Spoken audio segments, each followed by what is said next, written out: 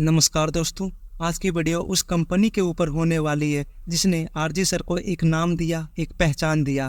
तो शायद आप लोग समझ गए होंगे मैं टाइटंस की बात कर रहा हूँ।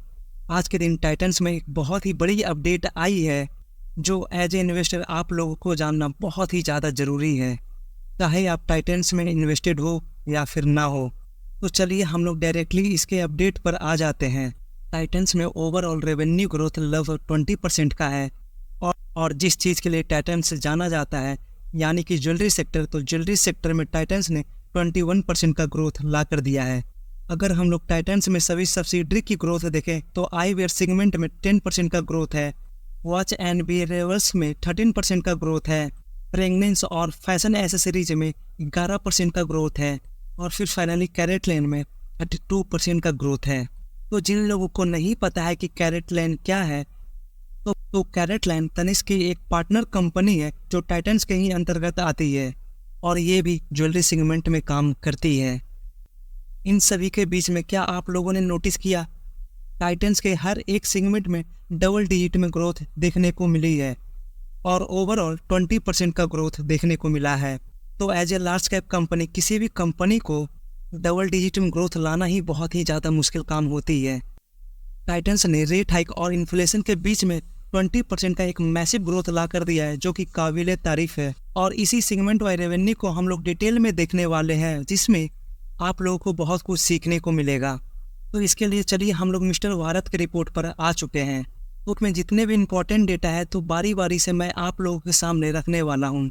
तो इसमें जो सबसे इम्पोर्टेंट डेटा है, टाइटन ज्वेलरी इंडस्ट्री में लगभग 7% का मार्केट शेयर कैप्चर करके बैठा हुआ है और 70% मार्केट अनऑर्गेनाइज्ड है।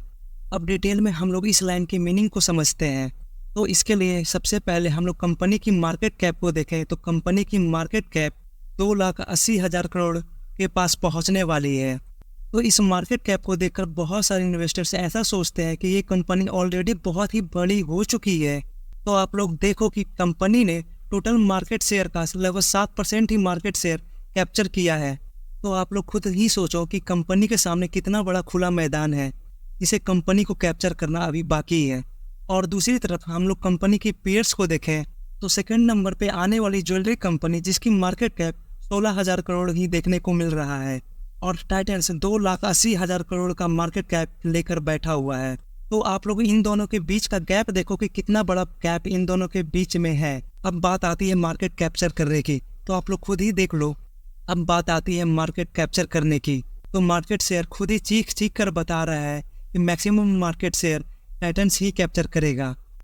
तो इसलिए समुद्र में रहने वाली व्हेल मछली पर नहीं, उस मछली के सामने कितने सारे शिकार हैं उस पर नज़र डालिए, क्योंकि 70% मार्केट शेयर अनऑर्गेनाइज्ड हैं।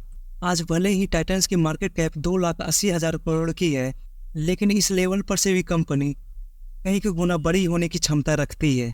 अब ज्वेलरी सेगमेंट की बात करें तो हम लोगों ने तो देख लिया कि ज्वेलरी सेगमेंट में 21% का ग्रोथ मिला है, लेकिन टाइटंस ने नए 18 स्टोर ओपन किए हैं और इसी के साथ ये नंबर 559 का हो चुका है। तनिष्क के अंदर ही कंपनी ने 9 मिया स्टोर ओपन किए हैं जो कि ज्वेलरी सेगमेंट से ही बिलोंग करता है और एक स्टोर सरजा में ओपन हुआ है और 8 इंटरनेशनल स्टोर ओपन हुए हैं। वॉचेज एंड वेयरेबल्स में 13% का ग्रोथ है और सिर्फ अकेला वेयरेबल्स की बात करें तो वेयरेबल्स के सेगमेंट में 84% का एक मैसिव ग्रोथ देखने को मिला है। वेयरेबल्स के सेगमेंट में कंपनी ने नए 26 स्टोर ओपन किए हैं और इसी के साथ ये नंबर 1031 हो जाता है। और अगली सेगमेंट की बात करें तो आई केयर में 10% का ग्रोथ है और टाइटंस का दूसरा इमर्जिंग बिजनेस जो कि साड़ी का है, तो तनेरिया साड़ीज के अंदर 81% का एक मैसिव ग्रोथ देखने को मिला है और इस सेगमेंट में कंपनी ने नए 6 स्टोर ओपन किए हैं।